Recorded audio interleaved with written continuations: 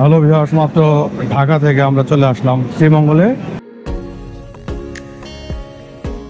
আমরা তো পানসির কথা শুনে আসছিলাম, এখন শুনি যে পানসি বন্ধ।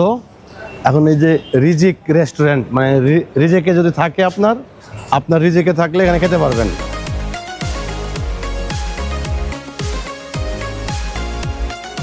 এই যে আমরা এখন লেমন গার্ডেনের নিচে চলে আসছি।